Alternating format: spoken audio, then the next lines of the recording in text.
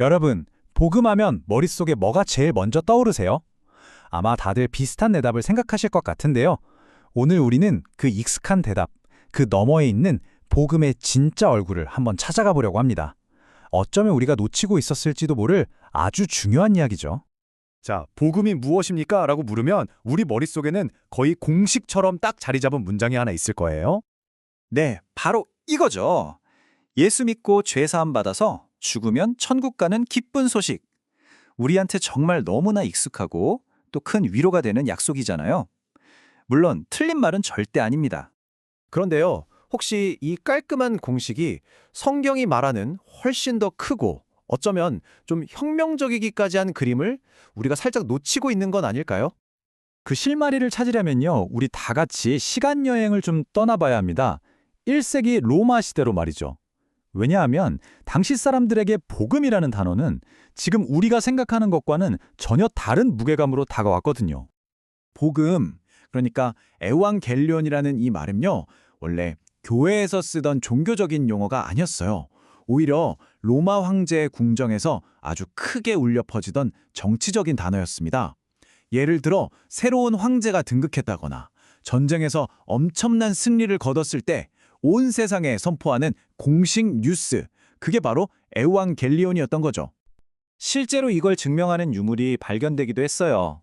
프리엔의 비문이라는 건데요. 내용을 보면 정말 깜짝 놀랄 정도입니다. 아우구스투스 황제의 생일이 바로 온 세상에 평화를 가져다준 복음, 즉 기쁜 소식의 시작이라고 떡하니 선포하고 있거든요.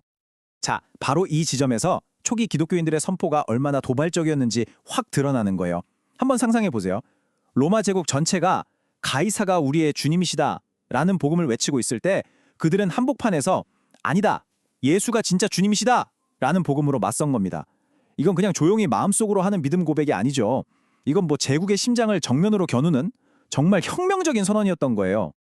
그렇다면 이 새로운 왕에 대한 공적인 선포가 어떻게 우리 한 사람 한 사람의 구원과 연결되는 걸까요? 그게 좀 궁금해지죠? 이걸 이렇게 한번 상상해보면 이해가 쉬울 것 같아요. 예수님이 선포하신 하나님 나라가 하나의 새로운 정부라고 생각해보는 거예요. 그럼 우리가 믿음으로 의롭다 칭함을 받는 건 바로 그 새로운 나라의 시민권을 발급받는 것과 같습니다. 먼저 나라가 선포되고 그 다음에야 그 나라의 국민이 될 수 있는 거죠. 순서가 중요합니다. 그러니까 의롭다는 건 단순히 내 죄가 법적으로 사라졌다는 선언에서 그치는 게 아니라는 겁니다. 이건 훨씬 더 근본적인 변화예요. 바로 내 삶의 왕좌 주인이 바뀐 사건입니다. 이전까지는 내가 혹은 다른 무언가가 내 삶의 왕이었지만 이제는 새로운 왕이 내 삶을 다스리기 시작했다는 통치권의 이전인 셈이죠.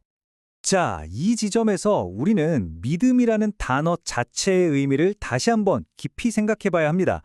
우리는 종종 이 믿음을 너무 단순한 일회성 행동으로 축소시켜서 생각해 왔거든요.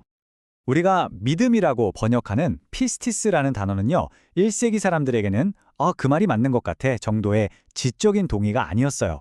그건 왕 앞에 무릎 꿇은 신하가 자기 삶 전체를 바쳐서 흔들리지 않는 충성을 맹세하는 것과 같은 온몸으로 하는 고백이었습니다.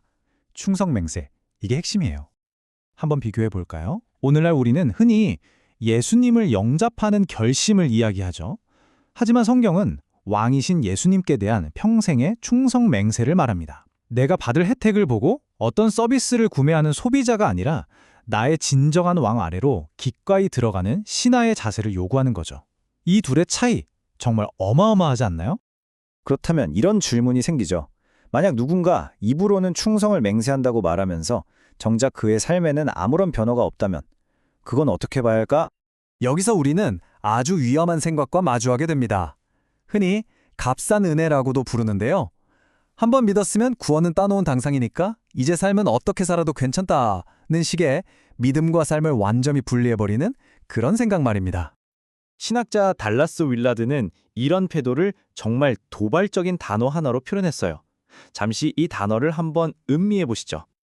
바로 뱀파이어 크리스천입니다. 섬뜩하죠? 예수님의 피, 그러니까 죄사함의 혜택은 너무나 원하지만 그분의 삶, 즉 그분을 따르는 제자의 길에는 전혀 관심이 없는 태도를 정확히 꼬집는 말이에요. 결국 왕은 필요 없고 나에게 필요한 혜택만 쏙 빼먹으려는 모습인 거죠. 성경이 말하는 구원은요, 과거의 한 시점에 끝나는 단 한 번의 이벤트가 아닙니다. 이건 하나의 과정이에요. 과거에 우리는 죄의 형벌로부터 구원받았죠. 하지만 지금 현재 우리는 그 왕의 다스림 안에서 죄의 권세로부터 계속해서 구원받아가고 있는 중입니다. 그리고 마침내 미래에는 죄의 존재 자체로부터 완전히 구원받게 될 거고요. 이 전체 과정이 바로 구원입니다. 자, 이제 이 이야기의 클라이맥스로 가보겠습니다. 복음이 우리에게 약속하는 궁극적인 목표는 과연 무엇일까요? 이 땅을 탈출하는 것일까요? 아니면 이 땅을 변화시키는 것일까요? 우리가 흔히 생각하는 것처럼 이 망가진 세상을 로켓처럼 휙 탈출해서 저 멀리 영적인 천국으로 가는 게 복음의 최종 목표가 아닙니다. 오히려 그 정반대예요. 하나님의 통치가 바로 이 땅에 임해서 이 세상을 완전히 새롭게 치유하고 회복시키는 것. 그것이 바로 성경이 말하는 새 창조입니다. 이 말이 그 의미를 정말 잘 보여주는 것 같아요. 부활은 그냥 죽음 이후의 삶이 아니라 죽음 이후의 삶, 그 이후의 삶이라는 거죠.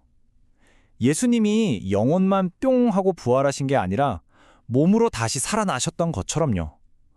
우리의 마지막 소망은 이 땅과 우리의 몸이 사라지는 게 아니라 완전히 새롭게 회복되는 겁니다.